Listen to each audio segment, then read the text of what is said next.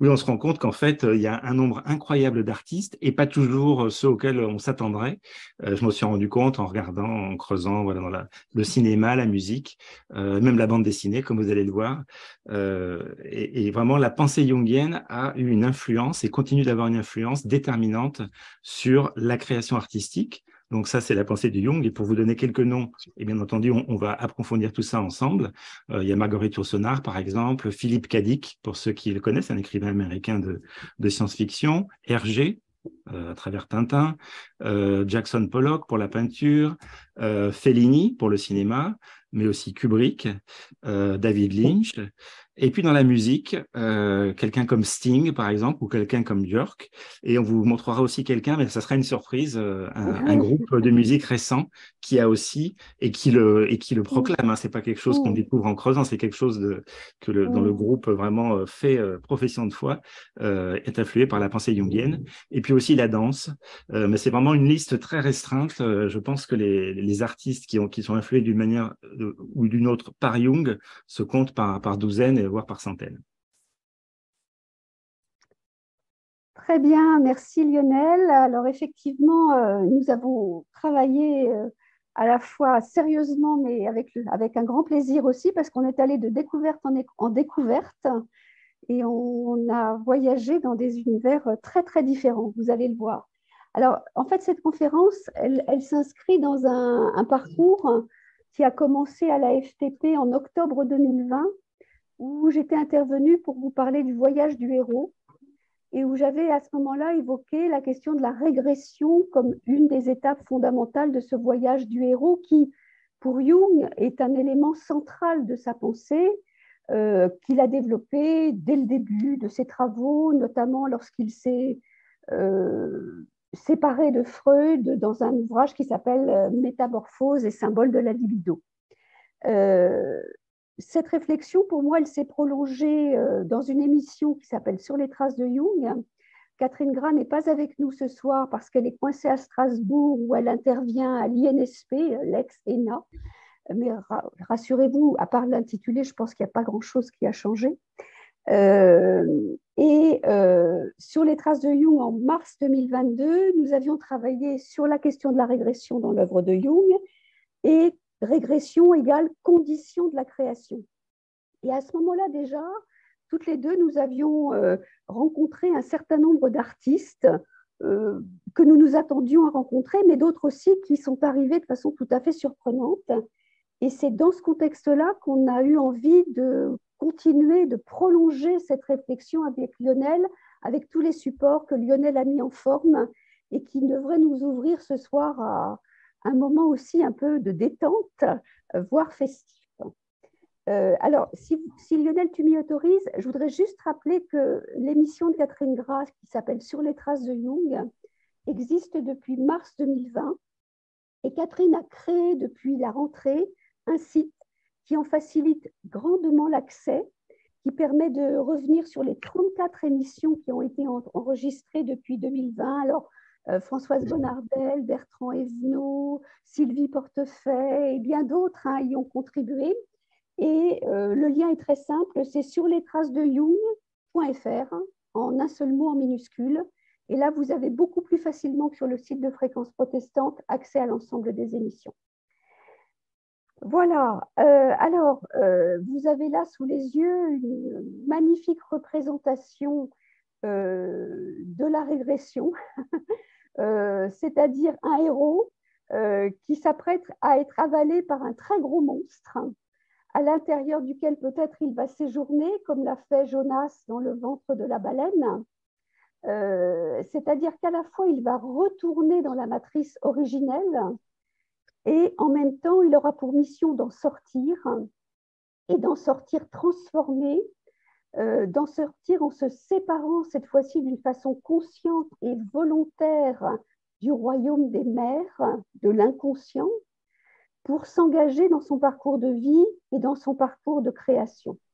Et en fait, quand on s'intéresse à la peinture, on voit à toutes les époques représenter cette rencontre avec ce monstre qui est à l'intérieur de soi comme à l'extérieur, mais qui engage à une confrontation, à une régression, c'est-à-dire à quelque chose, vous voyez, il est en déséquilibre, hein, il va tomber, il va chuter.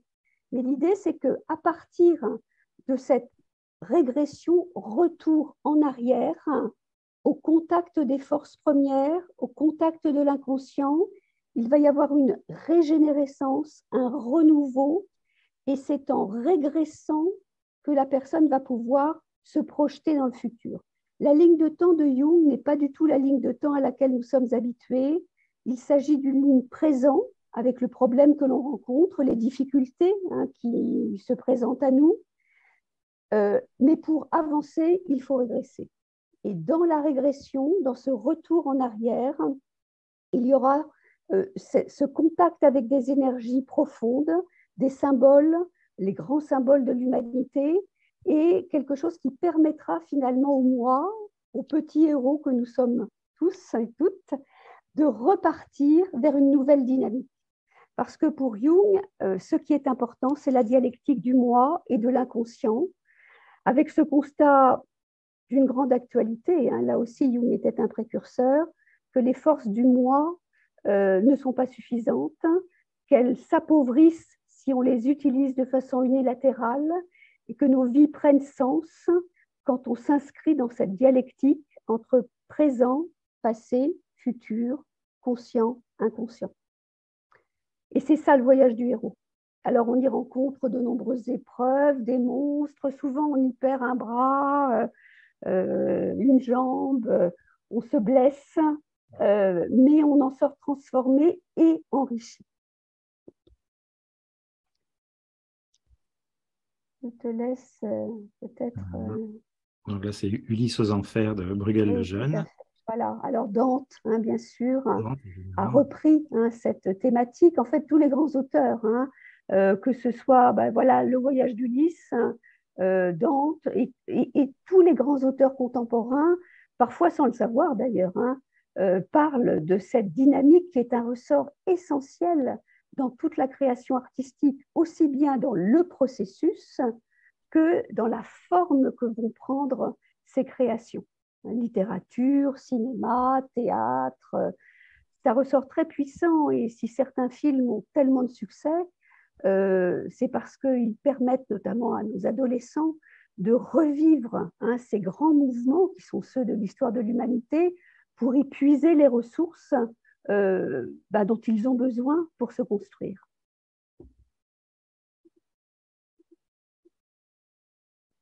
Alors évidemment, nous sommes inscrits dans l'histoire et nous sommes inscrits dans l'histoire de notre mythe, hein, qui pour la plupart d'entre nous est le mythe chrétien.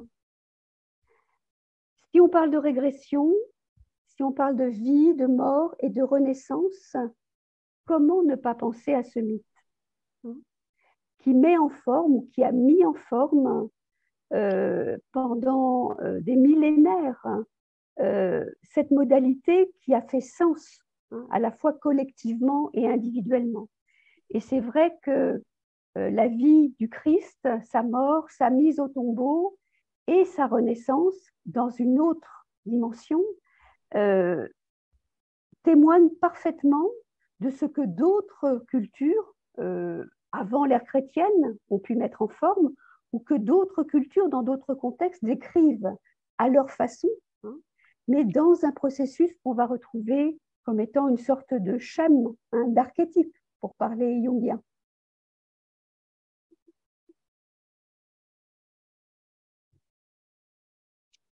Et c'est vrai que l'iconographie religieuse sature absolument toute l'expression artistique jusqu'au XXIe siècle. Hein.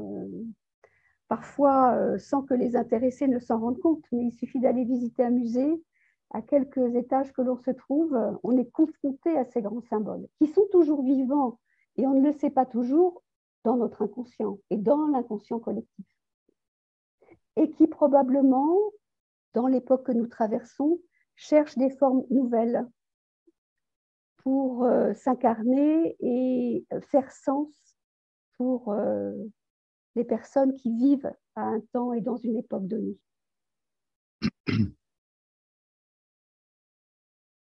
Alors, avant de parler de l'influence de la pensée jungienne sur les artistes, de Jung sur les artistes, il faut bien se souvenir que Jung lui-même était un artiste, même s'il ne se considérait pas comme un artiste. Et on en a l'exemple dans un livre qui a été publié par la Fondation Jung, qui est consacré à l'art de Carl Gustav Jung tel qu'il l'a pratiqué. Alors, je vais montrer quelques exemples de ce qu'il a fait. On peut considérer quand même qu'il avait la patte d'un artiste. Ici, vous avez l'île de Reichenau, donc une photo à gauche, et puis à droite, un dessin que Jung en a fait aux environs de 1900. Il a aussi, bien entendu, dessiné sa maison de Küsnacht. Là, c'était vers 1906. Quand il est venu à Paris, il en a profité pour aussi dépeindre ce qu'il voyait. Peut-être on peut préciser qu'il est venu à Paris pour suivre l'enseignement de Pierre Janet. Voilà. Il a passé une année en France. Il a fait, paraît-il, très froid durant cet hiver-là. Il n'en a pas gardé un souvenir exceptionnel, mais il s'exprimait dans un français tout à fait correct. Il le lisait et même il l'écrivait. Voilà d'autres exemples de ce que Jung a fait. Là, on est presque dans l'impressionnisme. Et un autre exemple aussi, ça c'est une carte d'anniversaire qu'il a dessinée lui-même. Il y a un petit mot à côté. Donc voilà, et la légende, alors, qui est en allemand, dit en fait que c'est une vue du printemps sans neige vers un meilleur futur et un meilleur passé aussi. On retrouve ce double regard vers le passé et vers le futur. Et donc, il dit qu'il l'a créé pour votre anniversaire. Je ne sais pas à qui elle était adressée et décorée avec donc des couleurs. Donc voilà quelques exemples de ce qu'il a pu faire. Il s'est aussi essayé à la sculpture sur bois. On voit à gauche un totem qu'on a retrouvé aussi vous reconnaissez à droite une illustration tirée du livre rouge. Et toujours dans la sculpture sur bois, il y a ce magnifique buste donc de bois peint qui vers 1920, là, donc c'est presque contemporain de la parution des types psychologiques, qui est peut-être une figure de l'anima. Autre figure aussi connue de l'anima, représentation qu'on voit dans le livre rouge, sans oublier évidemment les nombreux mandalas qui s'y trouvent et qui donc figurent dans le livre rouge. Et puis, au-delà de la peinture et du dessin et de la sculpture sur bois, il s'est aussi essayé à la sculpture sur pierre, puisque là, c'est une pierre sculptée dans le jardin de Bollingen, avec quelque chose qui s'apparente aussi à un mandala, puisqu'on voit un cercle partagé en 4 secteurs. Donc, ça montre qu'il avait finalement des talents d'artiste, même s'il ne le considérait pas lui-même comme un artiste. Mais malgré tout, on voit quand même qu'il avait un talent certain. Peut-être on peut rappeler que le livre rouge, qui est vraiment un livre extraordinaire, qui a vu le jour en France grâce à Bertrand Evenot, je crois qu'il est parmi nous, qui en a assuré l'édition alors que beaucoup de grandes maisons s'étaient défilées, entre guillemets. Vous savez que le rapport entre Jung et la France, on en dira peut-être quelques mots avec Lionel, mais c'est un rapport très complexe. Jung a connu une régression importante au sortir de sa rencontre, de son travail et de sa rupture avec Freud, qui correspond aussi aux années 14, c'est-à-dire l'entrée de l'Europe dans la Première Guerre mondiale, dont il a d'ailleurs une sorte de vision prémonitoire qu'il décrit dans Ma vie. Et à partir de là, il est chez lui, il est à Küsnacht, en famille, il a quitté ses responsabilités au Bürgersli, il a quitté ses responsabilités universitaires, il ne peut plus les assurer en fait. Il a suffisamment d'énergie pour recevoir ses patients le jour, faire face aussi à ses engagements familiaux, et le soir, à partir d'un premier texte qu'il a écrit dans ce qu'on appelle maintenant les cahiers noirs, il reprend ce texte, il le calligraphie et il l'enrichit de dessins, d'enluminures, de dessins sur lesquels il va passer des heures de travail. Peut-être, Lionel, tu peux revenir sur les supports précédents. Vous imaginez ce que ça représente. On a les essais, les couleurs, il fait des ébauches et il met en forme des fantasmes, des imaginations, des expériences d'imagination active qu'il fait, qui, s'il ne leur donnait pas forme, dit-il, pourraient le dépasser et l'entraîner même peut-être dans la folie. Donc, effectivement, même s'il entend une voix qui lui dit « mais ce que tu fais, c'est beau, c'est de l'art hein. », Jung dit « non, non, ce n'est pas de l'art hein. C'est un processus de création qui s'inscrit dans un rapport vivant, intense, dangereux même, avec l'inconscient, mais dans une perspective du devenir soi-même, de transformation, de dialogue avec ces figures, de sorte que le conscient est enrichi de cette multiplicité qui le rend entier. Donc c'est véritablement une expérience qui probablement d'ailleurs est assez proche de celle que certains artistes vivent, en étant parfois d'ailleurs dépassés complètement hein, par ce qu'ils vivent lors de ce processus de création. Mais Jung a un moi solide et il tient le coup.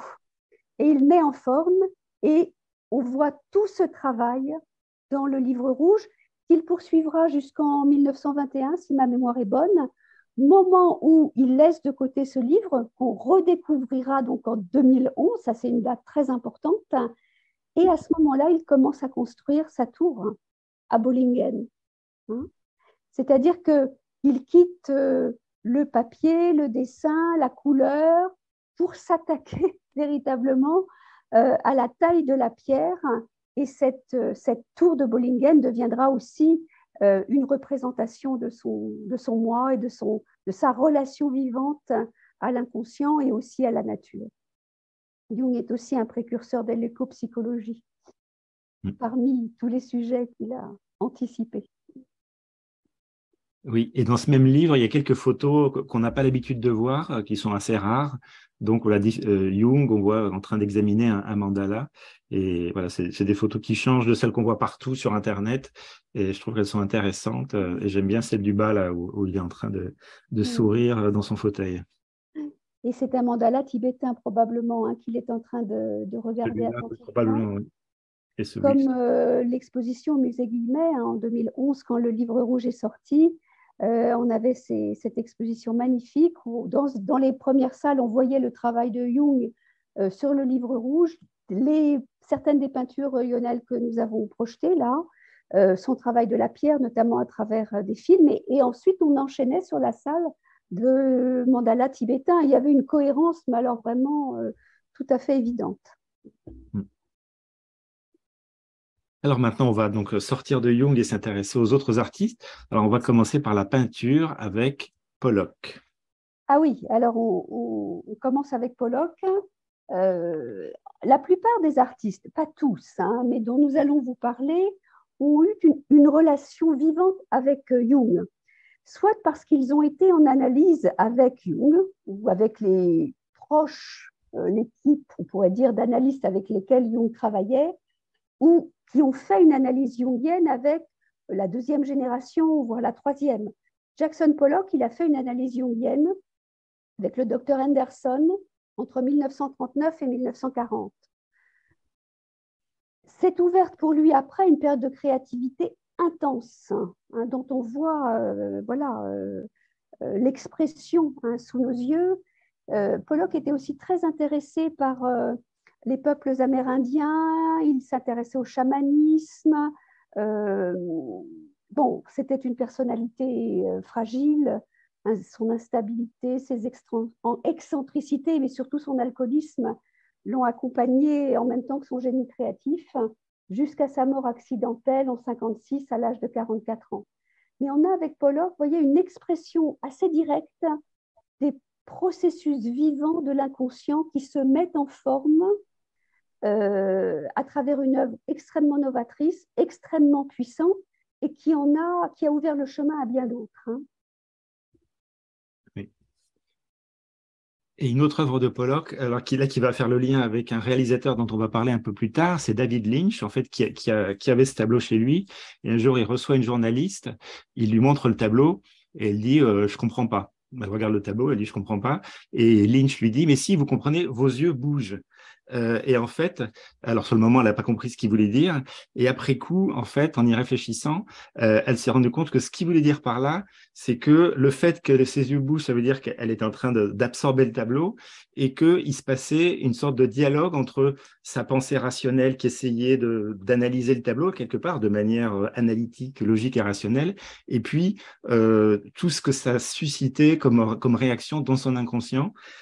Et ça, c'est quelque chose qui a été cité par d'autres artistes aussi, le fait qu'il y a nécessairement ce dialogue entre une partie consciente qui essaye d'être logique et rationnelle, et puis une partie inconsciente dont on ne maîtrise pas évidemment l'expression. Une partie consciente qui est indispensable pour mettre en forme, hein, parce que s'il n'y a pas de moi conscient et un peu structuré, il n'y a pas de mise en forme de l'expression des processus inconscients. Hein. Et quelqu'un comme Antonin Artaud, dont parle volontiers Françoise Bonnardel, qui a écrit sur lui, en est malheureusement l'expression vivante. Hein. Il a séjourné longtemps en hôpital psychiatrique, comme Camille Claudel d'ailleurs. Et là, il y a eu une sorte d'éclatement du moi qui ne peut plus contenir les processus inconscients qui cherchent à s'exprimer, mais qui submergent le moi et qui ne lui permet plus donc de les mettre en forme. C'est la question que rencontrent beaucoup d'artistes. Alors, pour rester dans le domaine de l'image fixe, on va maintenant regarder un peu ce qui se passe du côté de la bande dessinée. On va voir deux auteurs. Alors, le premier, tout le monde le connaît, hein, c'est Hergé, avec voilà, des thèmes qui ont l'air comme ça presque d'histoire pour les enfants. Mais en fait, si on y réfléchit bien, vous avez là un héros qui part à l'autre bout du monde et qui va en plus au fond de l'eau chercher un trésor.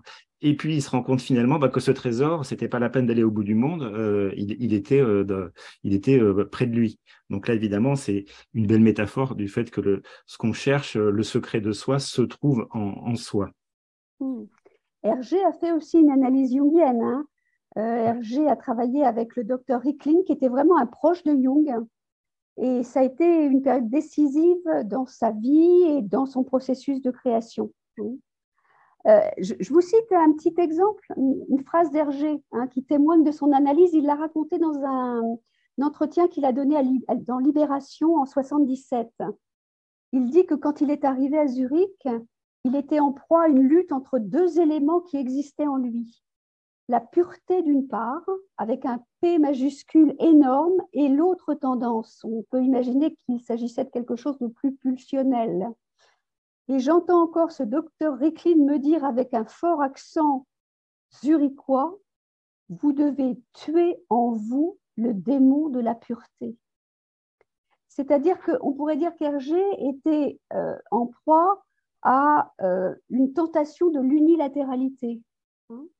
La pureté d'un côté, peut-être la sexualité de l'autre, et qu'en se cantonnant de force dans une position unilatérale, il se privait de ressources essentielles, mais qui nécessitaient qu'il accepte son ombre.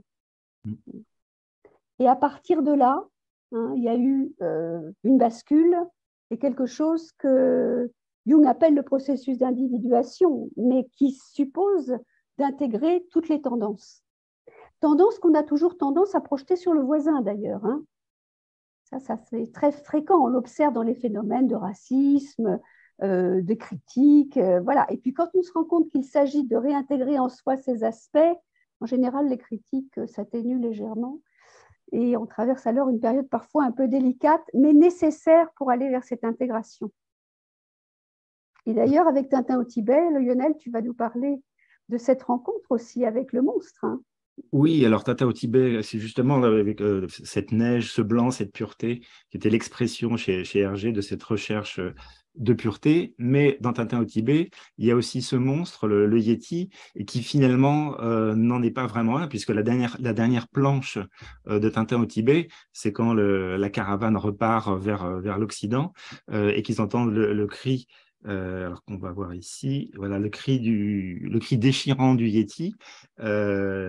Et Tintin dit, je me demande si finalement le Yéti n'était pas un être humain. Donc pour moi, c'est quelque part l'expression, ce monstre qui nous fait peur, c'est un peu l'ombre. et que finalement, on se rend compte quand on apprend à la connaître qu'elle nous veut du bien et qu'il y a des choses positives à en tirer. Alors, un autre auteur de bande dessinée, plus contemporain, celui-là, c'est Riyad Satouf, qui a publié une série. Alors, il vient de publier le 6e tome de la série qui s'appelle L'Arabe du futur. Alors, il est né en Bretagne, je crois. Il a vécu entre la Syrie, la Libye et puis la France. Et puis, il a décidé de raconter sa vie à travers cette série de bande dessinée. Et dans le dernier donc tome 6 qui vient de sortir là, il y a quelques semaines, je crois que c'est sorti en décembre, c'est vraiment tout récent, il raconte comment il a fait une analyse jungienne. Alors, il rencontre plusieurs thérapeutes, hein, on voit les différents thérapeutes qu'il rencontre, et finalement, il jette son dévolu sur cette thérapeute, alors qu'il lui dit je ne fais pas de thérapie, de psychanalyse au sens freudien. Elle lui dit qu'elle emprunte à Freud, à Jung, à Adler, et là, elle commence à lui parler de Jung, hein, en lui disant ben voilà, Jung était le disciple de Freud, jusqu'à ce qu'il se fâche et qu'il fonde son propre courant. Donc après, elle explique la différence en termes de conception de la libido, de l'inconscient, etc. Et puis, elle parle de l'inconscient collectif. Et ce qu'elle dit donc à cet auteur de bande dessinée, puisque là, c'est lui-même qui se met en scène, elle dit c'est l'inconscient collectif qui nourrit l'imaginaire, la création, le sacré. Pour vous qui êtes un créateur, ce cheminement ne pourra qu'être fécond et passionnant. Et ça répond un peu à la crainte de certains artistes qui disent, mais voilà, si je vais m'explorer, si je vais faire une analyse, ça va tuer ma créativité. Et en fait, ce dont on se rend compte à travers tous les exemples d'artistes qui se sont intéressés à Jung, ne serait-ce qu'à travers une psychanalyse jungienne, au contraire, ça a ouvert les vannes de leur créativité. Oui, il faut, pour ceux qui ne connaissent pas Riyad Satouf et cette série, L'Arabe du futur, le moment où il entreprend cette psychothérapie est un moment où il était en très, très, très grande difficulté. D'abord, il a connu une vie très difficile avec un père, une mère séparée, enfin, bref, des choses vraiment difficiles à surmonter. Il est jeune, il est vraiment en proie à des questionnements de toute nature et surtout, il est complètement en rade. Et on voit comment il y a un moment de bascule aussi avec ce travail qu'il fait avec elle et qui va l'accompagner vers sa singularité, hein, son expression à lui. Et c'est tout à fait intéressant. Et elle lui dit des choses extrêmement justes. D'ailleurs, pour vous faire une confidence, c'est une de mes patientes qui elle-même est dans le milieu du dessin et de la bande dessinée qui m'a dit « Mais madame, est-ce que vous connaissez Riyad Satouf? Parce que vous savez, son analyste lui dit les mêmes choses que ce que vous m'avez dit au début. » Alors du coup, ça m'a vraiment donné envie d'aller voir de plus près. Et là, j'ai découvert donc ce dernier volet du travail de Satouf. Voilà, et ça, c'est un rêve donc qu'il a fait vers la fin de son analyse et qu'il raconte à son analyste. Donc, il était dans un couloir sous l'eau, il arrive devant un buffet où on lui propose tout un tas de choses et il dit « Mon inconscient commençait à me nourrir. » Donc, il a compris. Alors, après la bande dessinée, on va parler littérature. Donc là, il y a un nombre de personnes impressionnants. Alors, on ne pourra pas parler en détail de tous, mais je laisse Reine-Marie peut-être nous parler de ceux qu'elle considère les plus importants dans le temps qui nous est imparti. Voilà, alors écoutez, il y aurait vraiment, là on pourrait faire plusieurs conférences sur ce thème. Alors Borges, Hermann Hesse, qui a fait une analyse avec un élève de Jung, le docteur Lang, puis une nouvelle tranche avec Jung lui-même en 1921, Thomas Mann, Simenon, Paul Morand, Julien Green, Doris Lessing, André Mauriac, André Malraux, Pierre-Jean Jouve, Jean Cocteau, Charles Julier, Henri Beauchot. Enfin, la liste, elle est extrêmement longue. Bon, on pourrait peut-être s'arrêter un petit moment sur Marguerite Yourcenar. Moi, j'ai une tendresse particulière pour elle, qui s'y réfère souvent dans les très nombreux entretiens qu'elle a donnés et qui sont rassemblés dans un recueil qui s'intitule Portrait d'une voix. Merci à Bertrand Evenot de me l'avoir fait connaître. Et dans l'un de ces entretiens, lorsqu'elle est interrogée sur Freud, elle répond « Ah, comme grand psychologue, je préfère Jung. Il est parfois étrange, mais il avait du génie dans sa folie. Il est davantage poète, avait une perception plus large de la nature humaine. Dans ses mémoires, on est souvent confronté au mystère de la vie elle-même. » Marguerite Yourcenar avait assisté à une conférence de Jung aux États-Unis. Elle lui a dédié un ouvrage où elle avait noté ses rêves, qui s'appelle Les songes et les sorts, Oui. qu'elle a dédié au docteur Jung, écrit avec un Y d'ailleurs. Et elle avait elle-même une relation extrêmement vivante et féconde avec l'inconscient. Il y a des choses extrêmement intéressantes quand elle raconte comment elle a travaillé sur les mémoires d'Adrien ou sur l'œuvre noire, c'est-à-dire en laissant venir de l'intérieur ce personnage avec lequel elle engageait un dialogue et finalement, elle faisait une sorte d'imagination active. Et elle dit qu'à ce moment-là, elle avait l'impression d'être dans le temps, l'époque, avec son personnage. Évidemment, l'œuvre noire, c'est aussi un magnifique hommage à l'alchimie et qui témoigne aussi de cette inspiration jungienne très profonde qui était la sienne. Et relevons que Marguerite Yourcenar était aussi une précurseur de l'écologie et qu'elle avait vis-à-vis de la nature, des animaux, du monde qui l'environnait, une conscience extrêmement aiguë et une prescience de ce que nous sommes en train de vivre. Alors, peut-être on pourrait dire un mot aussi d'auteurs étrangers, Murakami. Alors, je ne sais pas si vous lisez Murakami, mais Murakami, il cite Jung très souvent. Il fait vivre à ses personnages des expériences très jungiennes, un peu déroutantes parfois. Olga Tokarczuk, qui a eu le prix Nobel de littérature en 2018, décerné en 2019, ancienne thérapeute d'orientation jungienne, dont l'œuvre très puissante est vraiment traversée en permanence par cette pensée, une pensée très large, et qui fait fi de la rationalité, du causalisme, de l'étroitesse de la conscience.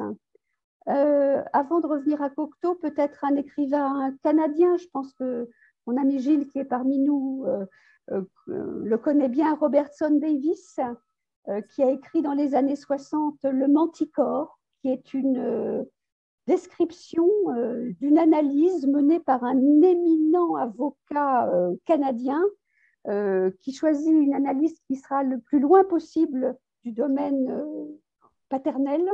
Et en fait, il s'agit de Marie-Louise von Franz.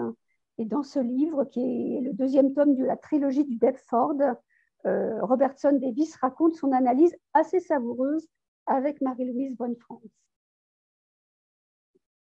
Alors, Jean Cocteau, il a probablement assisté à une conférence que Jung a faite en France. Et son œuvre entière, à la fois poétique, littéraire, cinématographique, nous plonge dans cet univers où la tension des opposés, le conscient et l'inconscient se répondent, se cherchent, se rencontrent et se fécondent mutuellement. Et je précise que le conte de La Belle et la Bête est analysé dans le livre de Jung, enfin coécrit par Jung et Marie-Louise von Franz, L'homme et ses symboles. Et il y a tout un chapitre qui est consacré à la signification du conte La Belle et la Bête. Donc ça permet aussi d'aller plus loin. Qui a été écrit par une auteure femme, si ma mémoire est bonne, au départ. La Belle et la Bête, c'est possible. Compte tenu de la thématique, c'est fort possible. Alors, l'image du film La Belle et la Bête fait une bonne transition pour parler cinéma maintenant. Et là aussi, donc on se rend compte qu'il y a beaucoup de réalisateurs, et pas forcément ceux auxquels on s'attendrait, qui ont été imprégnés de la pensée jungienne. On va commencer par Kubrick, qui lui arrive avec cette idée intéressante qu'en fait, quand on voit un film, c'est un peu comme quand on reçoit un rêve. Et donc, c'est pas uniquement l'histoire en surface, mais c'est finalement qu'est-ce que ça provoque chez nous, et que si on lâche un peu le côté conscient et qu'on se laisse embarquer par le film, eh bien, ça va pouvoir nous révéler des choses en nous.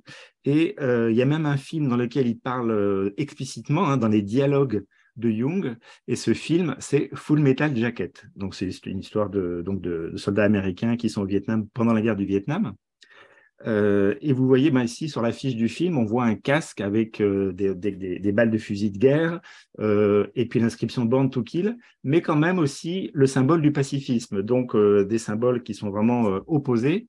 Et dans le film, à un moment donné, il y a une séquence où le soldat qui porte ce casque se fait apostropher par un colonel qui a remarqué Born to Kill et le symbole du pacifisme, et qui lui dit, mais pourquoi vous avez ça? Qu'est-ce que ça veut dire? Et en fait, et la réponse du soldat, il lui dit, ah, mais en fait, c'est pour exprimer la dualité de l'homme. Donc, dans le dialogue tel qu'il était prévu par Kubrick, il donnait quelques explications, hein, la dualité de l'homme entre l'agression d'un côté, la xénophobie, et puis l'altruisme et la coopération. Donc, il explicitait un peu le concept. Et puis, finalement, dans le film, le dialogue a été raccourci, a été coupé, et le soldat a juste le temps de dire une phrase. Il dit, voilà, la dualité de l'homme, mon colonel, ce truc jungien. Donc, il n'en dit pas plus, parce que bon, Kubrick aimait bien laisser une part de mystère et que le spectateur fasse un peu son travail. Et ce qui est intéressant aussi avec ce soldat, c'est que, vous voyez, il a un appareil photo. Et donc, lui, c'est un peu un intellectuel qui se retrouve embarqué dans la guerre au Vietnam et qui regarde les choses un peu de loin. Enfin, il se considère un peu comme extérieur. C'est un observateur avec son appareil photo. Il n'a pas spécialement l'intention de participer. Et quand il met Born to Kill sur son casque, c'est vraiment une boutade pour lui. Sauf que, un peu plus loin dans le film, il est avec une patrouille et ils se font en fait tirer dessus par un sniper qui est une jeune vietnamienne. Et puis, bon, quelqu'un tire vers la fenêtre d'où elle tire et puis elle est blessée. Donc, la patrouille monte et là, elle est à terre, mais elle est encore vivante. Et les autres lui disent, bah vas-y, achève-la. Et donc, au début, c'est complètement contraire à, voilà, Born to Kill, pour lui, c'était juste une boutade, sauf que, ben, il est obligé de passer à l'acte et donc d'être confronté à sa part d'ombre, quelque part, en tuant, donc en donnant la mort à cette jeune femme qui est à terre et qui est blessée et qui ne peut pas se défendre. Autre film de Kubrick, donc 2001 Odyssée de l'espace, donc avec là vraiment un voyage initiatique, c'est un peu le voyage du héros, un astronaute donc qui est embarqué avec d'autres astronautes, et puis ben, au cours, en fait ils vont vers Jupiter pour aller examiner la source d'un signal mystérieux d'origine intelligente qui avait été envoyé vers la Terre ou vers la Lune pour être précis. Et donc, au cours du voyage, bon, je ne rentrerai pas dans tous les démêlés, mais il doit s'opposer à l'ordinateur de bord, qui est une intelligence artificielle, mais qui est prise un peu de paranoïa parce qu'elle doit garder un secret qu'elle n'a pas le droit de révéler aux astronautes. Et donc, il est obligé de déconnecter l'ordinateur. Et là, il arrive près de Jupiter. Et il rencontre, alors on ne la voit pas sous une forme, comment dire, matérielle, mais il rencontre quelque chose, une forme d'intelligence. Et puis là, c'est une sorte de régression puisqu'il va vieillir très rapidement, il va même mourir sous sa forme humaine, et puis à la fin, il va renaître sous une nouvelle forme, qui est donc ce qu'on appelle l'enfant des étoiles pour Kubrick, qui est donc un accès à un autre plan d'existence. Donc là, on a le voyage du héros qui s'étale sur plusieurs mois, mais qui se déroule cette fois-ci dans l'espace interplanétaire. Oui, on voit comment Kubrick, dans ce film, qui était d'ailleurs assez, et qu'il est resté énigmatique, hein, a su se saisir dans des formes très contemporaines au moment où le film est sorti, d'un mythe qui est un mythe millénaire. Hein. Mais simplement, c'est la forme qui change, hein, et les moyens techniques et la figuration, mais la dynamique est la même. Et c'est pour ça que ça parle à tout le monde et tout le temps. Et juste, Lionel, pour revenir sur ce que tu disais, des paroles de Kubrick autour de la notion du cinéma qui pourrait être considéré comme un rêve, je sais qu'Aimé Agnel a fait un atelier sur le rêve il y a peut-être l'année dernière, en 2021.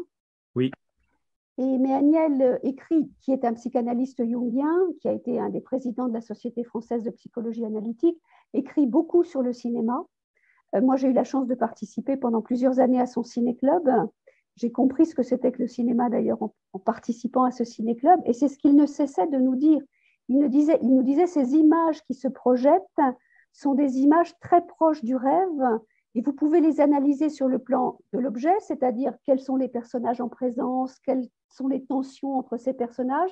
Mais vous pouvez peut-être aussi vous dire, sur un plan plus subjectif, que c'est toute votre vie intérieure qui s'anime à travers les différents personnages. Et ça donne évidemment une ouverture au cinéma tout à fait remarquable. Aimé vient de sortir un dernier livre qui s'appelle « L'enfant va au cinéma » ou « L'enfant voit un film » et il raconte son histoire de spectateur depuis son plus jeune âge en revenant sur quelques grands films qui l'ont particulièrement marqué.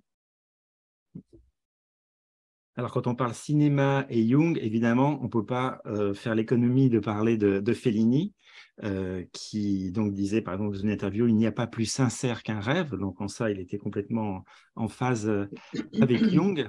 Et d'ailleurs, il passe, enfin, en ce moment est disponible sur Arte un très beau documentaire qui s'appelle donc Fellini des esprits, où on raconte justement, je vais vous passer un extrait, et on voit justement cette aventure, cette psychanalyse jungienne que fait Fellini et qui va lui permettre de débloquer sa créativité et de tourner notamment 8 et demi.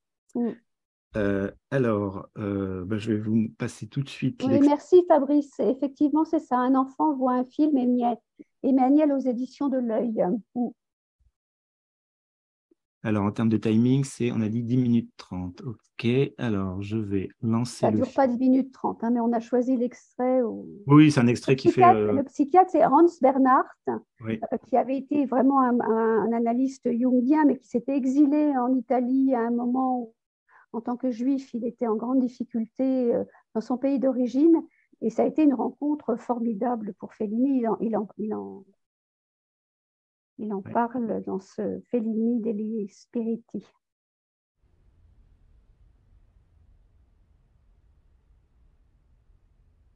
Ce qui m'a frappé, c'est l'absence de figure paternelle chez Federico. Il n'admettait en aucune manière que quiconque ait pu l'influencer dans sa vie. Mais derrière son bureau, d'abord via Sistina et par la suite rue Corso d'Italia, il y avait la photographie de Bernhardt, comme s'il s'agissait d'un dieu tutélaire ou d'un ange gardien. C'était quelqu'un qui l'emportait toujours avec lui, et quand il en parlait, il prenait une voix grave. Il ne fait aucun doute que la rencontre avec Bernhardt a suscité une révolution copernicienne dans la vie de Fellini et dans son art. Lui, ce qu'il en dira, c'est que rien ne sera plus comme avant. Fino a che punto la psicanalisi è intervenuta a complicare o a chiarire le tue convinzioni? Alcuni hanno sostenuto che 8,5 è costruito sulla base delle teorie di Jung. Rispetto al positivismo di Freud, Jung ti offriva una prospettiva mistica più congeniale, probabilmente. La mia conoscenza della psicanalisi così estremamente dilettantesca e molto approssimativa. Ho letto qualche saggio di Jung e mi sembra di poter affermare in tutta sincerità che Jung è una specie di scienziato veggente che ha toccato le corde più profonde e più sacre del mistero umano.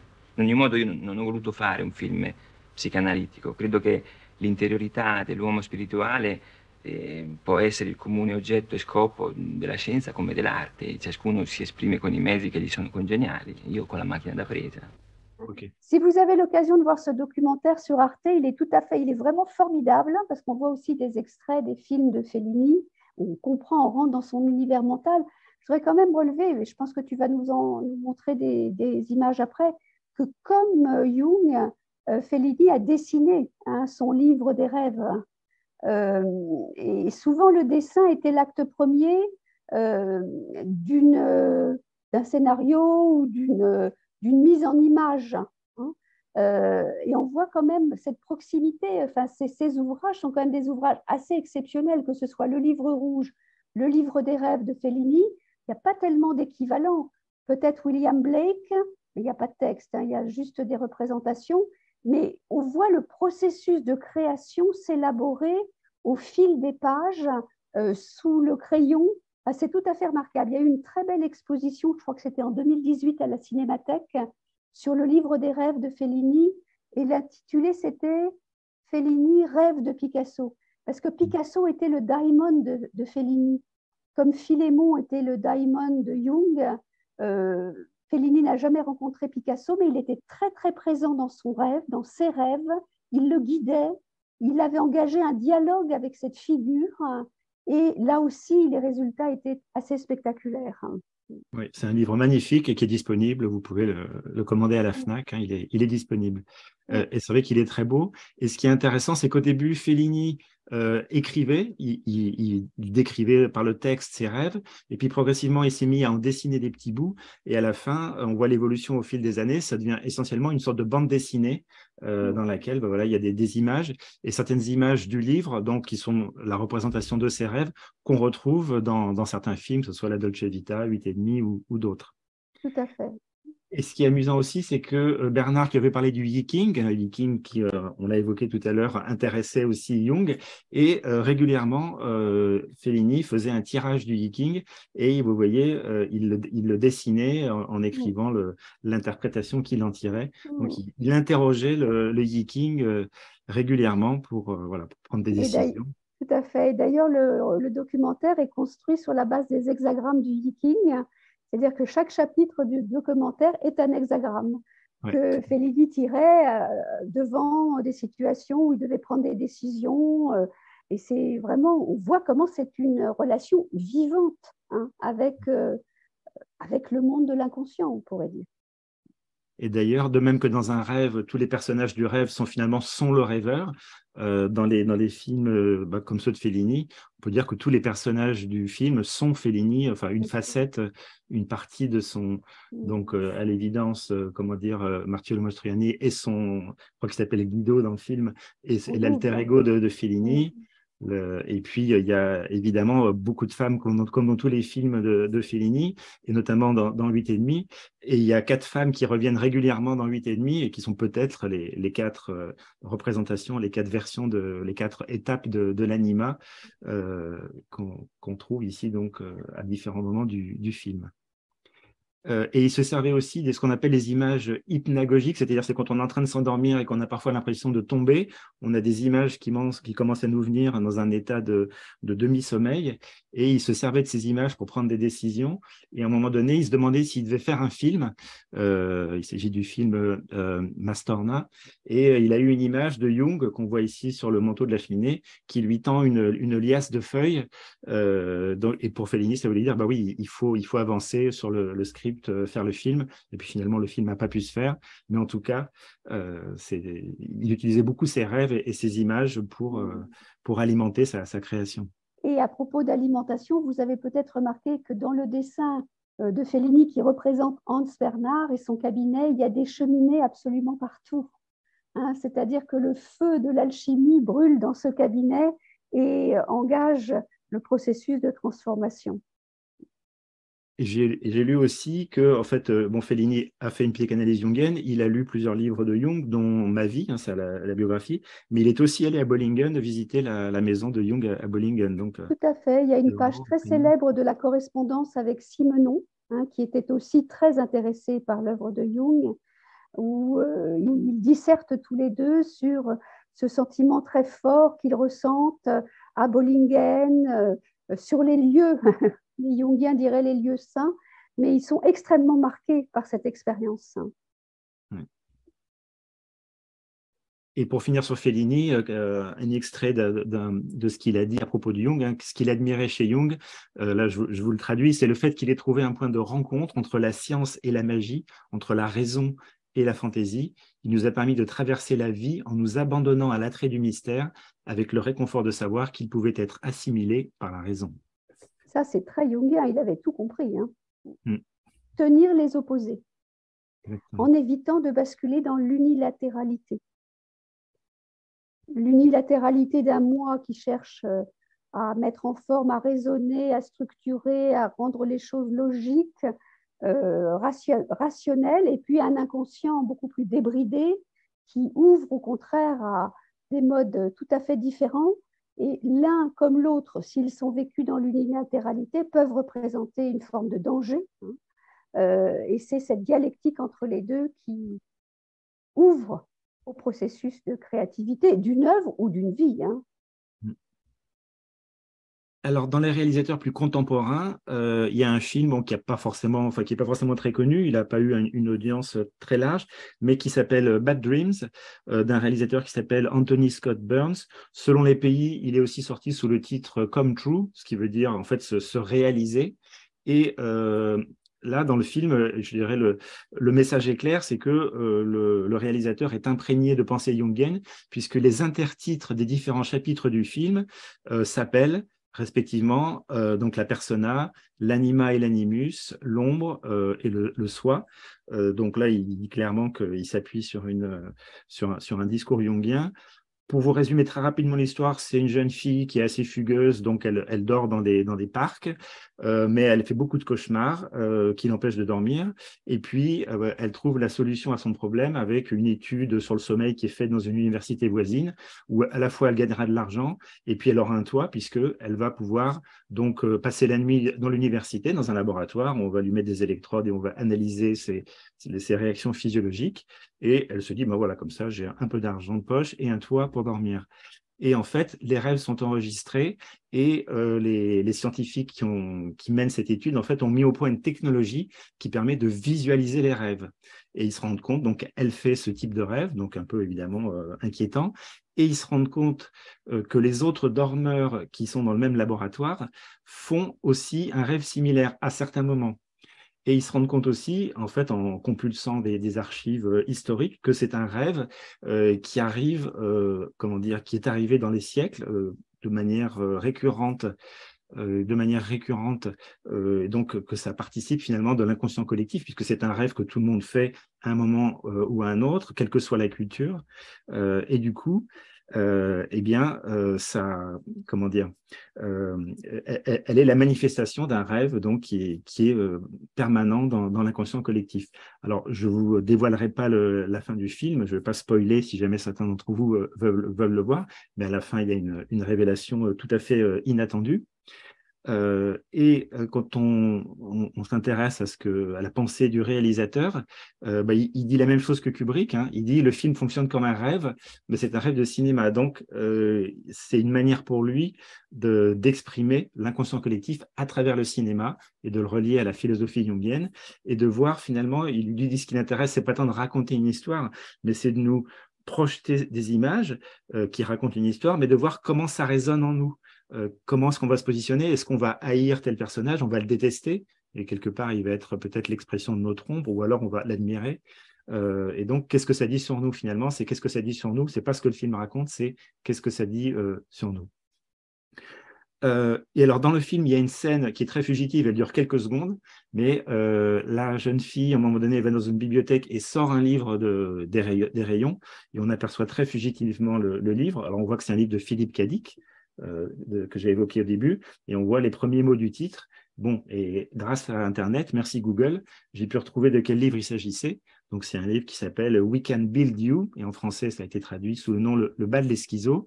Et en fait, là aussi, dans le livre, dans ces livres, Philippe Cadic parle de manière très large de la pensée jungienne, puisque le personnage du livre suit une psychanalyse jungienne et il retranscrit des conversations qu'il a avec son thérapeute, qui lui parle du culte du mitraïsme, hein, le culte de Mitra, le mitraïsme. Et donc là, après, il lui explique votre anima, etc. Enfin, il lui explique un certain nombre de concepts jungiens, mais ce fameux mythe de Mitra, c'était ce qui avait mis, tu me corriges, Reine-Marie, si je dis une bêtise, mais d'après ce dont je me souviens, c'est que il avait été frappé par le fait que les visions que lui racontait un client, un patient psychotique, étaient complètement similaires aux images du culte de Mitra, et que c'est ça qui l'a amené à comprendre la notion d'inconscient collectif. À anticiper sur ce qu'il développera ensuite, l'inconscient collectif, tout à fait. Voilà, et voilà donc le fameux personnage, donc Mitra. Et dans un autre livre de Philippe Cadic, là aussi, les personnages expriment très, très librement des concepts jungiens, puisque là, c'est le personnage qui réfléchit et qui se dit, ah ben oui, cette femme, je réagis comme ça face à elle parce que c'est mon anima. Et donc, il comprend pourquoi ses relations avec les femmes se déroulent selon un certain mode, parce qu'il a tel type d'anima en lui. Il a dit, je ne dois pas refaire les erreurs du passé, celle qui porte le nom de Catherine Hurley Blaine. Donc là, Philippe Cadic, très ouvertement, partage sa connaissance de la pensée jungienne. Je regarde l'heure, ça Ça avance, on arrive bientôt. Alors, Shape of Water, La forme de l'eau, pour ceux qui l'ont vu, un film de Guillermo del Toro. Dès le générique, on devine qu'il va être question neptunien, parce que dans le générique, on voit des meubles qui flottent sous l'eau. Et c'est l'histoire donc d'une jeune femme qui est muette parce qu'elle a été retrouvée dans une rivière. Elle avait des cicatrices au cou, c'est peut-être pour ça qu'elle est muette, parce qu'elle a eu une blessure au larynx. Elle vit toute seule et elle travaille dans un laboratoire secret de l'armée américaine qui a capturé une espèce de créature qui fait peur à tout le monde, un dieu chthonien des profondeurs, mais elle n'en a pas peur et elle arrive à l'apprivoiser. Et c'est une créature donc, qui est considérée comme un dieu dans un pays lointain d'Amérique du Sud où elle a été capturée. Et l'armée essaie de comprendre s'ils peuvent en tirer quelque chose.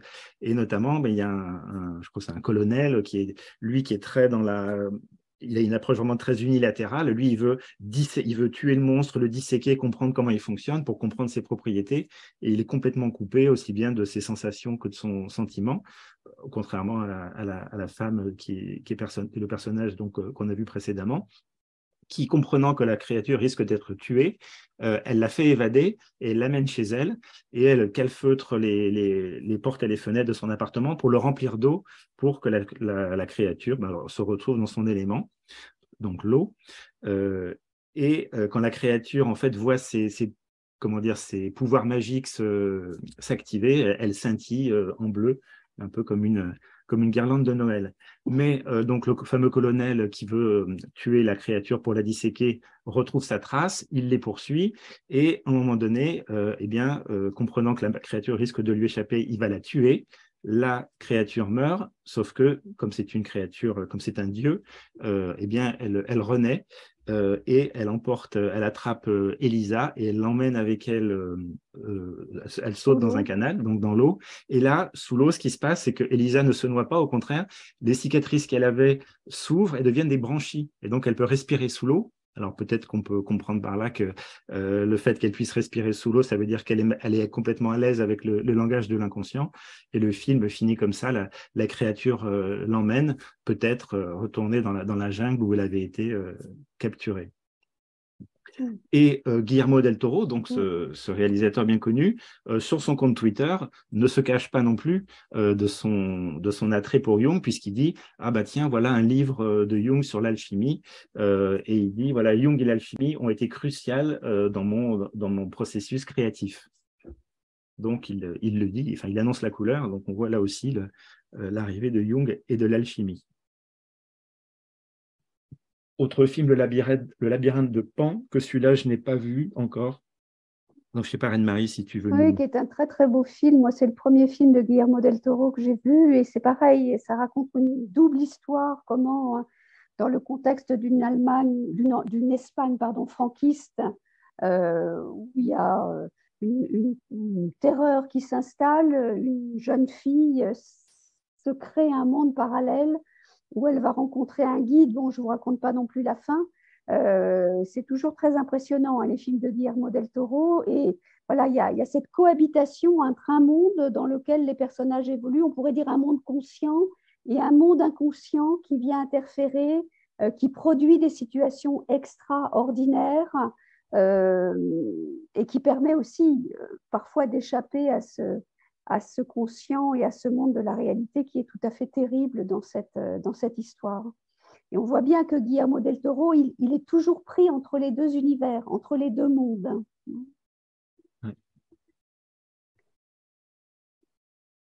Alors, il y a aussi David Lynch avec, par exemple, Mulholland Drive, où là, il y a des personnages qui cohabitent. Enfin, il y a différentes versions des mêmes personnages qui cohabitent. Alors, ça a donné lieu à plein de théories. Des gens qui disent, c'est un rêve, donc il y a une partie du film où c'est un rêve, et puis d'autres où c'est la réalité. Une autre version d'après une journaliste, celle qui justement est allée chez David Lynch et qui avait réagi au tableau de Pollock, où après avoir discuté longuement avec David Lynch, elle se dit que peut-être, en fait, il a une vision quantique, hein, dans le sens mécanique quantique de la réalité, où il dit il y a différentes réalités qui cohabitent, et puis selon ce qu'on va faire, selon nos choix, il y a une réalité qui va se matérialiser, et puis l'autre qui va disparaître. Et c'est peut-être ça aussi une explication possible du film Mulholland Drive, où il y a ces deux trames narratives différentes, où les personnages ont vraiment des destins très différents. D'autres explications aussi, tentatives d'explication jungienne, c'est que les différentes versions d'un même personnage sont pour l'un sa persona, pour l'autre son ombre. Voilà, on peut vraiment avoir des lectures multiples des films de Lynch. Et lui-même refuse de donner quelque explication que ce soit. En gros, il dit débrouillez-vous, et il dit on se révèle le plus quand on ne sait pas ce qu'on fait, puisque en fait, il dit que quand il commence un film, il ne sait pas forcément où ça va l'emmener, et en ça, il est très similaire à Fellini qui ne voulait pas voir les rushs. Il disait parce que si je regarde les rushs, je vais voir non pas le film que je veux faire, mais le film que je suis en train de faire, et c'est pas la même chose. Donc Fellini retardait le plus possible le moment où il verrait ce qu'il avait filmé. Et en parlant de Jung et de cinéma, en fait, le fait que tant de réalisateurs soient influencés par Jung, ça a aussi créé une nouvelle discipline qui est l'analyse jungienne de films. Donc, il y a un livre qui est paru sur ça. Donc, c'est comment étudier les films, mais de manière jungienne. Donc, c'est plusieurs chapitres écrits par différents auteurs. Et il y a un des auteurs bien connus, que quelqu'un d'ailleurs a évoqué dans le chat tout à l'heure, John Beebe, donc, qui est célèbre pour avoir associé les différentes fonctions orientées à des archétypes. Je fais court. Et il a écrit un chapitre qui s'appelle « Découvrir la signification d'un film ». Et en fait, en gros, ce qu'il dit dans cet article, c'est qu'il faut prendre le film comme un rêve, évidemment, chercher dans ce film quel est le matériau primordial, hein, au sens alchimique du terme, et repérer dans le film, non pas une image, mais peut-être une situation, un personnage, enfin, un élément clé du film, et de prendre ça comme, vraiment la chose la plus significative du film, et après de re-regarder le film et puis voir comment ça résonne en nous, et qu'est-ce que ça révèle chez nous, et non pas par rapport à l'histoire du film. Et ce qu'il dit, en fait, alors je reprends mes notes, excusez-moi, c'est de s'ancrer par rapport à une situation du film, et ensuite, quand on revisionne le film, ne pas chercher à avoir une vision analytique, hein, où on décortique la trame narrative, ou les plans, ou la lumière, ou quoi que ce soit, mais de se laisser vraiment embarquer par le film, d'accepter les émotions qui nous viennent, les associations aussi qu'on va faire, exactement comme on le ferait avec un rêve qu'on aurait fait, et donc d'avoir un regard analytique, au sens jungien du terme, pour comprendre ce que veut dire le film, non pas comprendre ce que le réalisateur a voulu dire, mais comprendre ce que ça veut dire pour nous. Hein. Donc c'est ça l'approche de John Beebe pour comprendre la signification d'un film. Et ce qu'il ajoute aussi, c'est que une des forces du cinéma, c'est que finalement, il peut mettre en image les archétypes, alors que sinon, c'est des choses qui restent finalement cachées ou qui se manifestent à travers les émotions qu'elles suscitent, mais qu'on ne peut pas représenter visuellement. Or, le cinéma arrive quelque part à faire ça. Alors, un autre lien qu'on peut faire, et Reine-Marie, tu l'as évoqué tout à l'heure, hein, c'est le voyage du héros. Alors, Jung a influencé en ça Joseph Campbell, qui a écrit plusieurs livres et donné des conférences et des cours sur la notion du voyage du héros.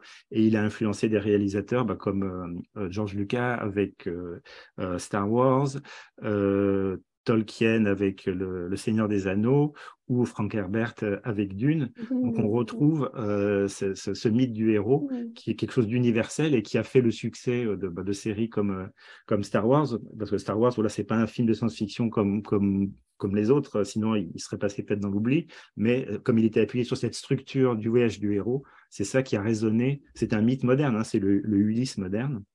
Et ce voyage du héros, où on retrouve la phase de régression avant la Renaissance, qu'on trouve chez Luke Skywalker et qu'on trouve dans plein de films. Et je pense à un film récent de Klapisch, hein, qui s'appelle Encore, où là on voit une danseuse classique qui se blesse et qui, quelque part, ne pourra plus danser. Et elle passe par une phase où elle est prête à renoncer, à tout abandonner, et puis elle trouve une nouvelle voie, une manière de se réparer et de trouver une nouvelle expression de sa créativité. On pourrait dire que c'est la trame central, hein, éternel. Oui. Et évidemment, le cinéma en est l'un des vecteurs très puissants, mais quand on commence à être un peu attentif à ce fil, on le voit apparaître dans des situations extrêmement nombreuses, hein. Et le héros, on peut le voir comme un personnage, on peut le penser comme nous renvoyant à nous-mêmes, mais en fait, pour Jung, pour Neumann, qui a beaucoup développé aussi cette pensée autour du moi, du germe du moi, du développement du moi, c'est aussi le moi, c'est le moi, le petit moi conscient qui se confronte à cette immensité de l'inconnu, de l'inconscient personnel et collectif, et qui doit en passer par là pour advenir à lui-même et devenir plus complet. Donc, vous voyez, là aussi, il y a différents niveaux de lecture, et tous sont efficients et justes. Alors, connexe au cinéma, on a la vidéo. Donc, on va parler de Bill Viola, qui est un artiste vidéo. Donc, lui, ce qu'il produit, ce sont des images, enfin des installations, c'est plus que des images, c'est des installations muséographiques. Donc, voilà, quelques images capturées sur ses œuvres, comme on voit ici. Je regarde le temps. Oui, juste sur Bill Viola, moi j'ai découvert Bill Viola en 2005 à l'Opéra de Paris lors d'une représentation de Tristan et Isolde où les vidéos de Bill Viola apparaissaient en toile de fond. Et depuis, je me suis beaucoup intéressée à son travail. J'ai eu l'occasion de voir des expositions à Paris, à Bilbao. Il y avait une grande rétrospective. Si un jour vous avez l'occasion d'aller voir, pour ceux qui ne le connaissent pas encore, les vidéos de Bill Viola, quelquefois il y en a une qui est présentée dans un lieu.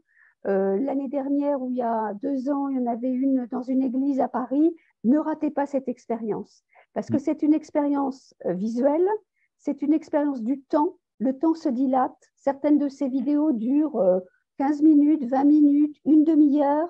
On lâche tout et on rentre vraiment dans un autre espace-temps. Faites cette expérience si vous avez l'occasion de la faire, parce que là, vous êtes vraiment au contact à travers l'image et l'expérience du temps qui n'a plus rien à voir avec notre temps habituel. C'était l'église de Saint-Eustache, et merci Manuel. Et c'est vraiment, on pourrait dire, une expérience qui vous met au contact avec quelque chose qui a à voir justement avec l'expérience archétypique. Et là, on trouve quelques vidéos sur YouTube, mais évidemment, ce n'est pas la même expérience. Ah oui, parce que ce sont des installations géantes. Et d'ailleurs, c'est très intéressant de voir comment les gens s'assiedent, il y a un silence, il y a une obscurité, les gens restent très longtemps devant. L'exposition, du coup, elle peut durer 3 heures, 4 heures, 5 heures. On y retourne, on refait le tour. C'est vraiment formidable. Laissez-vous porter si vous en avez l'occasion. Ok. Alors, on va passer à la danse aussi. À la danse avec Caroline Carlson, qui a fait une œuvre qui s'appelle Crossroads to Synchronicity, donc les chemins de traverse vers la synchronicité. Je peux vous passer un petit extrait. Et Caroline Carlson parle de Jung très souvent. Hein, quand elle est interrogée, quand on la questionne sur son travail, ce qui la nourrit, elle fait très souvent référence à Jung. Ce qui n'est pas si fréquent, ce qui n'était pas si fréquent jusqu'à une période récente, parce qu'elle fait quand même une grande partie de sa carrière en France, où il n'était pas de très bon ton d'évoquer Jung, et elle le faisait depuis très longtemps de façon extrêmement libre. Oui.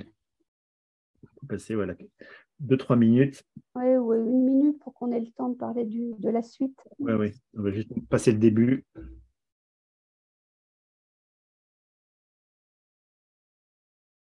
Alors, on va arrêter là pour pouvoir avoir le temps de parler du reste. Mais voilà, vous les trouvez aussi facilement. Alors, dans le domaine de la musique, parmi les chanteurs contemporains, il y a Björk, avec notamment un clip vidéo qui s'appelle Black Lake, dans un format très horizontal, qui est vraiment la représentation d'une régression et puis du retour à la lumière, puisque ça commence sous terre, comme vous le voyez. Elle est vraiment dans un souterrain, et puis progressivement, elle va pouvoir en sortir, revenir vers la lumière, et puis à la fin, se trouver à l'air libre, et devenir donc le retour à la lumière. peut-être que là aussi, enfin, on va peut-être pas passer un Oui, extrait de la juste vidéo. pour dire que moi, j'aime beaucoup Björk, donc je suis très contente de pouvoir en parler. Quand j'ai découvert ce clip, j'étais sidérée parce que, alors, vraiment, en termes de représentation d'une régression et d'une sortie de la régression, on a rarement fait mieux dans le langage contemporain. Elle a écrit ce cycle de chansons et produit ce CD à la suite de sa rupture avec son compagnon, qui a été une période extrêmement douloureuse pour elle, et elle en a fait quelque chose d'absolument extraordinaire. Et c'est de toute façon une artiste, pour moi, très inspirée. Ok, alors, et puis, chanteur très connu aussi, Sting, qui lui aussi a annoncé la couleur je dirais de manière très explicite, hein, puisqu'ils ont sorti, enfin du temps où il était avec Police, ils avaient sorti un album donc, qui s'appelait Synchronicity, et dont 2 chansons portaient le titre Synchronicity. Il y avait Synchronicity 1 et Synchronicity 2. Alors, je vais juste vous montrer les paroles. Hein. Vous voyez, un principe de connexion lié à l'invisible, presque imperceptible, sur quelque chose d'inexprimable, qui échappe à la science, qui échappe aussi à la logique, mais une connexion causale, rien n'est invincible. Donc ça, c'était Synchronicity 1. Et puis Synchronicity 2, là aussi, là, il n'y a pas les paroles, mais il y a le commentaire que Sting en a fait dans Time Magazine, où il disait, voilà, Jung pensait qu'il y avait un grand schéma dans la vie, que ce n'était pas juste le chaos.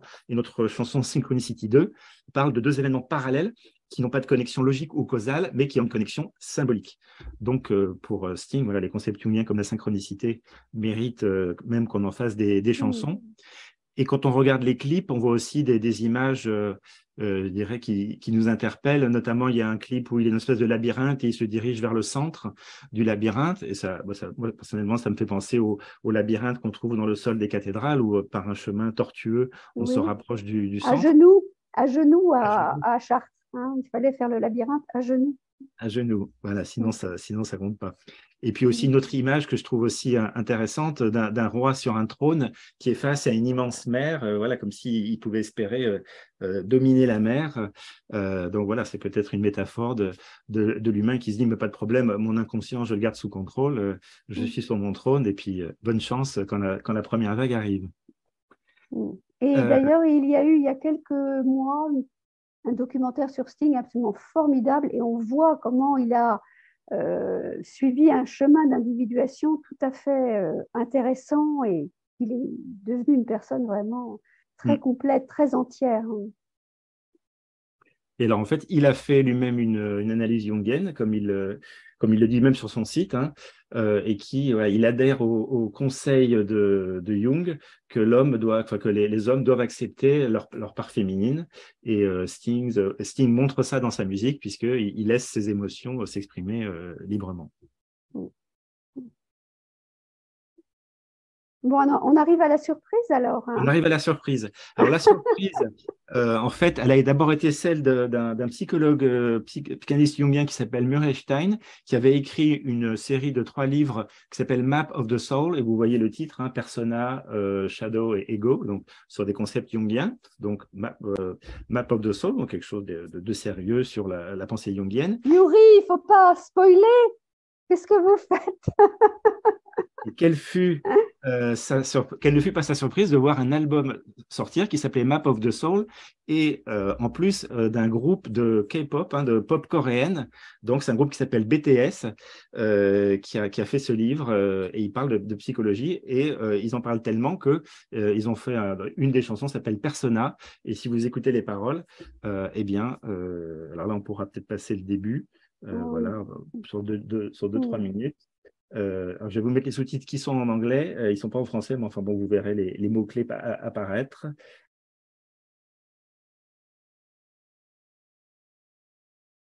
Voilà, donc je vous laisse. Alors on est très déçus parce qu'en fait on voulait que ça se passe en présence, parce qu'on avait prévu de vous faire danser sur BTS. Mais voilà. Et BTS en fait a été reçu à l'ONU, hein, il supporte une œuvre caritative pour en fait permettre, l'idée c'est de permettre à tous les jeunes d'accéder à une éducation de qualité, à un emploi d'ici 2030. C'est un des objectifs du développement durable de l'ONU. Voilà, donc ils ont été reçus à ce titre.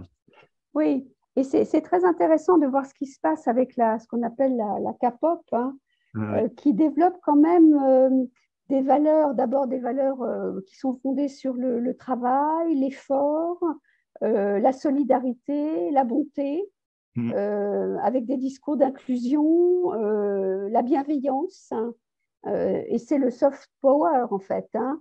Et c'est intéressant de voir que les travaux de Murestein, qui est un grand jungien contemporain, sont repris par ces jeunes qui sont maintenant écoutés dans le monde entier, hein. Je trouve qu'il y a une sorte de trickster, hein, qui se promène pour trouver les canaux de diffusion de la pensée jungienne quand même assez étonnants et auxquels on ne pouvait pas s'attendre, hein. Ouais. Alors, je voudrais finir sur juste quelques images. En ce moment, on entend beaucoup parler d'intelligence artificielle avec ChatGPT, mais un peu avant, on a entendu parler aussi d'applications qui permettent de créer des images et donc qui posent la question de la création artistique. Et je voudrais essayer de faire un lien avec Jung et vous pourrez me dire si vous êtes d'accord ou pas. Donc, ces logiciels en fait d'intelligence artificielle, dans un premier temps, on peut leur dire simplement de créer des images dans le style de. Donc là, on peut leur dire, fais-moi un portrait de jeune homme ou de jeune femme dans le style de Modigliani, ou dans le style de Picasso, ou dans le style de Klimt. Et effectivement, c'est ressemblant. Et en fait, ils se basent sur En fait, ils ont accès à une immense bibliothèque d'œuvres, donc des photos de tableaux de Modigliani, de Picasso, de Klimt, etc. Et si on leur dit, fais-moi ça, ils font quelque chose qui ressemble. On peut aussi leur faire créer des choses un peu plus originales, dans des styles qu'on n'a pas forcément vus avant. Et alors, le pont que j'aimerais faire avec Jung est le suivant, c'est que cette intelligence artificielle, enfin ces intelligences artificielles, puisque c'est ces différentes instances d'algorithmes, en fait, ils ont accès à des millions d'images, donc des tableaux, des photos, etc., mais qui ont été créées par des êtres humains au fil des siècles. Et quand ils créent des images, ces algorithmes, on peut leur dire ça j'aime pas. Donc, ils apprennent aussi ce que les gens d'aujourd'hui, les contemporains, apprécient ou n'apprécient pas, ce qu'ils veulent et ce dont ils ne veulent pas. Et pour moi, le fait que ces intelligences artificielles s'imprègnent de leurs interactions avec les humains et de tout un fond culturel, pour moi, c'est une sorte, mais là je mets des gros guillemets, d'inconscient collectif numérique, puisque quelque part, ils apprennent finalement, ils ont accès à tout un fond culturel et artistique humain et ils peuvent nous renvoyer en miroir finalement, puisqu'ils ne font que répondre à des ordres qu'on leur donne, créer des images qui reviennent vers nous. Donc, c'est ça le pont que j'aimerais faire. Et une petite expérience que j'ai faite aussi avec cette intelligence artificielle, c'est de décrire un rêve. Je dis, tiens, une fois, j'ai fait un rêve, je vais essayer de lui donner quelques éléments et voir si ce qu'il me représente, ça ressemble à mon rêve. Alors, j'ai repris une scène d'un rêve que j'avais fait où j'arrivais dans une grande pièce. Et il y avait une espèce de cercle de statues blanches, mais les statues étaient tellement serrées qu'on ne pouvait pas passer entre elles. Donc, j'étais obligé de contourner le cercle pour accéder à la porte de l'autre côté. Donc, j'ai essayé de décrire ça du mieux que j'ai pu à l'intelligence artificielle et elle m'a sorti ça. Et j'ai trouvé que c'était beau et que alors, c'était pas exactement ce que j'ai vu, mais voilà, j'ai trouvé ça intéressant que cet algorithme, finalement, soit capable de mettre en image quelque chose qui s'était passé dans ma tête, dans mes rêves. Et Yuri nous dit qu'il y a une appli de l'AI pour les rêves. Pour les rêves. Ça m'intéresserait d'avoir le lien si jamais c'est accessible. Et je lui ai aussi demandé de faire un mandala que j'ai trouvé très beau. Enfin, j'en ai fait faire plusieurs et j'ai trouvé que c'était vraiment très beau et que ça... Peut-être pas au point de mériter être dans le livre rouge, mais enfin, j'ai trouvé que le résultat était assez esthétique. Mais encore une fois, il faut se souvenir que l'intelligence artificielle ici n'invente rien, elle recombine des choses qui existent déjà, mais c'est peut-être quelque part aussi ce que font les artistes. Bon, mais écoutez, il nous reste 10 minutes. Hein. Voilà. Donc, on a balayé à travers un grand nombre de disciplines, avec, nous l'espérons, des références inattendues. C'était aussi, au fil de nos découvertes, ce que nous voulions vous faire partager, c'est que Jung n'est pas forcément là où on l'attend, mais qu'en tout cas, il est très vivant, très vivant, très actuel. C'est vrai aussi qu'on en parle de plus en plus aujourd'hui, à travers diverses, d'ailleurs, voies et canaux. Mais voilà, ça nous a beaucoup intéressé de vivre nous-mêmes cette expérience, cette découverte, jusqu'à ce groupe pop coréen qui, paraît-il, remplit les salles, génère un délire collectif, mais en étant porteur de valeurs qui nous paraissaient intéressantes. Voilà, on va vous laisser la parole dans les 10 minutes qui nous restent. Merci.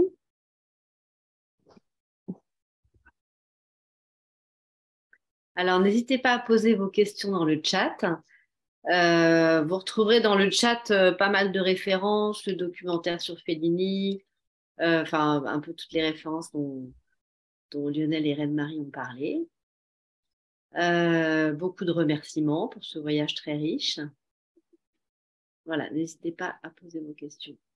Est-ce que vous auriez eu envie de voir figurer d'autres artistes? Pensiez-vous à d'autres noms que nous n'avons pas cités? En connaissez-vous? Enfin, voilà, nous, on a cheminé un peu de lien en lien, de référence en référence, mais on aurait certainement pu partir dans d'autres directions. On a déjà un beau panel, mais on a dû faire des choix, mais bon. Ouais. Oui, moi, j'ai pensé, vous avez pas parlé du théâtre, et j'ai pensé à Wajdi Mouawad, je ne sais pas si vous connaissez. Que je trouve très jungien. Enfin, je ne sais pas s'il a... Oui, il a écrit un livre qui s'appelle Anima, entre autres, je crois. Ouais, tout à fait. Et là, il vient de monter une pièce qui s'appelle Racine carrée du Verbêtre, qui se donnait à la Colline, là, jusqu'à fin décembre. Et c'est les 6 versions, les 6 vies d'une même personne. Voilà, de la plus dark à la plus lumineuse. Alors, bon, en ce qui me concerne, mais c'est certainement une déformation, hein, j'ai tendance à penser que tous les grands créateurs sont un peu jungiens. Parfois, ils le savent, parfois, ils ne le savent pas. Mais Jung a une telle finesse de compréhension et d'analyse du processus créatif que finalement, toutes celles et ceux qui y sont engagés mobilisent à la fois des ressources et des schèmes qui ont toujours à voir, de mon point de vue, avec ce que Jung a décrit. Mais c'est certainement un point de vue faussé par mon intérêt pour ce grand penseur.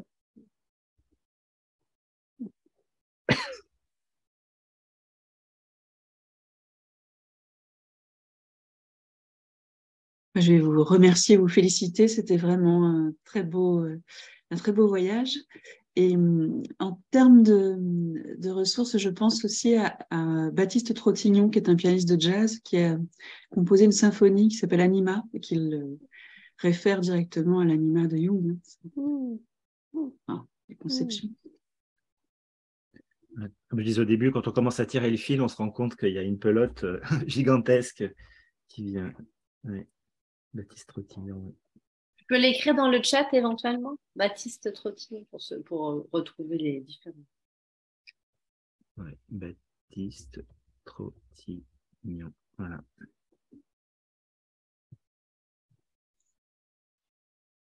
Je pense non pas à un auteur, mais à un prof de de psychologie à une université au Canada qui s'appelle Jordan Peterson, qui a mis en ligne beaucoup de ses cours. Et il y en a 2 d'entre eux dans lesquels il va interpréter des films Disney. Il parle du Roi Lion et de Pinocchio. Et je trouvais que c'était une très bonne entrée en matière sur l'interprétation d'un film au travers d'un œil un peu jungien. Mais les anglo-saxons ont je sais pas comment dire, une liberté, un accès à cette pensée que probablement la France en particulier et les Français ont moins aisément. Hein.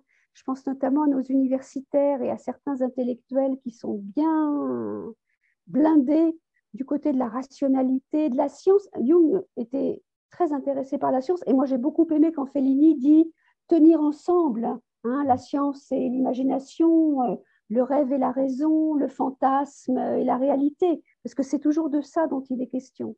Mais c'est vrai que tout le courant anglo-saxon avait certainement au départ plus de liberté pour se saisir de cette pensée, comme les Italiens et beaucoup d'autres cultures finalement, parce qu'il y avait une plus grande liberté. C'est vrai que on a vu l'école américaine de cinéma qui est très influencée par la pensée de Jung, mais je pense aussi à des réalisateurs canadiens, Robert Lepage par exemple, Robert Carsen, qui ont naturellement une vision qu'il réfère à Jung et qui met en scène cette tension entre les opposés de façon comme une évidence, quoi.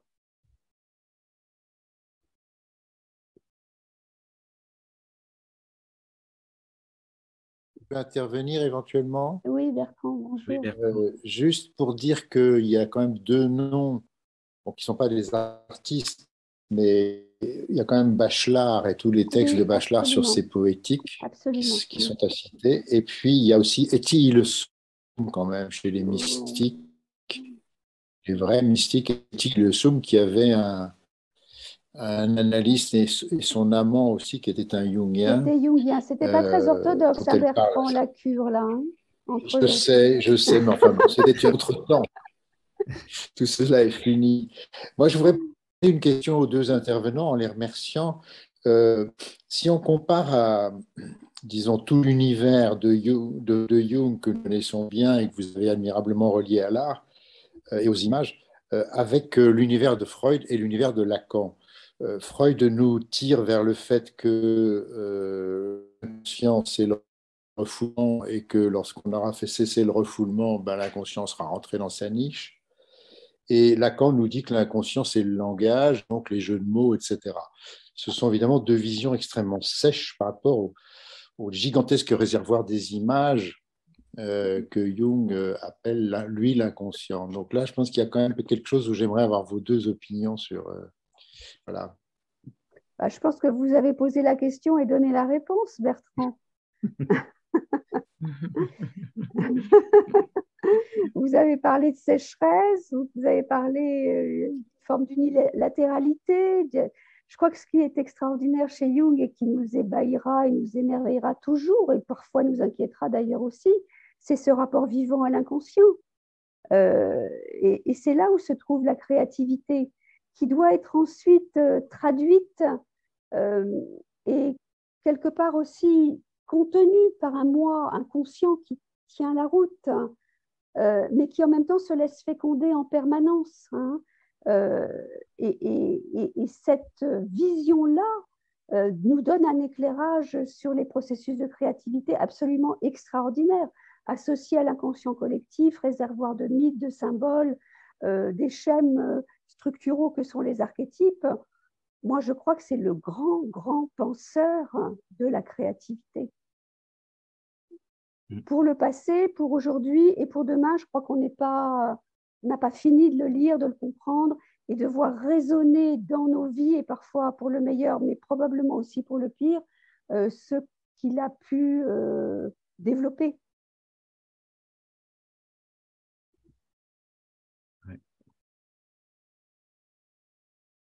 Et pour comparer les inconscients selon Freud ou selon Jung, alors l'image n'est pas de moi, je ne sais plus où je l'ai lu, mais d'un côté, voilà, c'est une cave humide, sombre avec des rats, et de l'autre côté, c'est un grenier plein de malles avec des œuvres d'art qu'on a héritées des ancêtres et des ancêtres de nos ancêtres, quoi. Donc voilà, c'est les deux images qui pour moi représentent bien les deux conceptions de l'inconscient. Oui, alors un grenier, mais je pense que chez Jung, il y a aussi une cave très profonde. Hein. Où vivent des animaux, des choses pas très fréquentables. Mais ce qui est intéressant, c'est qu'il y a les deux. Oui. Et que l'un ne peut pas aller sans l'autre.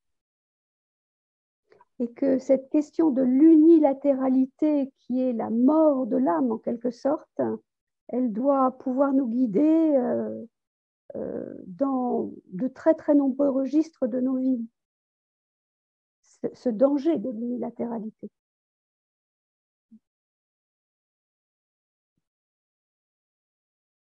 Il y a bien le haut et le bas, oui, tout à fait. Le grenier et la cave. Oui, et ça, pour revenir au processus créatif auquel Freud s'est beaucoup intéressé par ailleurs. Hein. Moi, je trouve que les travaux de Freud, notamment sur les phénomènes collectifs, sont très très intéressants. Mais avec la question de la sublimation, il est question d'aller du bas vers le haut. Alors qu'avec Jung, il est question de garder quelque chose du bas, hein, et de ne pas trop chercher uniquement à le spiritualiser. Descendre à la cave et remonter avec une bonne bouteille. Oui, par exemple. Parce que dans les camps de concentration, les nazis écoutaient et jouaient du Schubert. Hein. Ouais.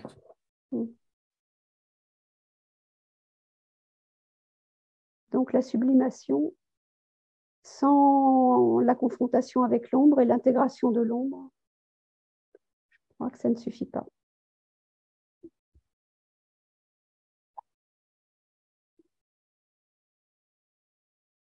Bien, je crois que nous arrivons à la conclusion.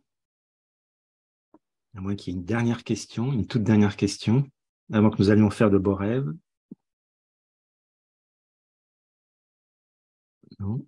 Écoutez, merci à tous et à toutes d'être venus nombreux à cette conférence je pense qu'on a Anne-Marie, je pense qu'elle a eu autant de plaisir que moi à l'animer. À la préparer et à l'animer. Elle a préparé l'animer. Et pour tout vous dire, on n'avait pas tellement répété. Hein. On s'était mis d'accord sur les contenus. Il a dit, allez, on y va, on lâche prise. Et puis, finalement, ça s'est pas trop mal passé, quoi. Donc, merci à vous d'être restés jusqu'au bout et pour vos questions et vos remarques et puis vos apports. Là, je vois plein de références intéressantes dans le chat. Donc, ça nous donne des artistes à aller découvrir. Et j'espère vous revoir nombreux donc le 9 février en présentiel à Paris au 104 autour donc de Françoise Bonnardel puis aussi d'un buffet digne de ce nom. Qui est une femme absolument passionnante, un puits de science et en même temps une pensée vivante. Merci. Bonne soirée à tous. J'arrête. Merci, encore bravo. Merci. Au revoir. À bientôt. Merci. Au revoir. Merci.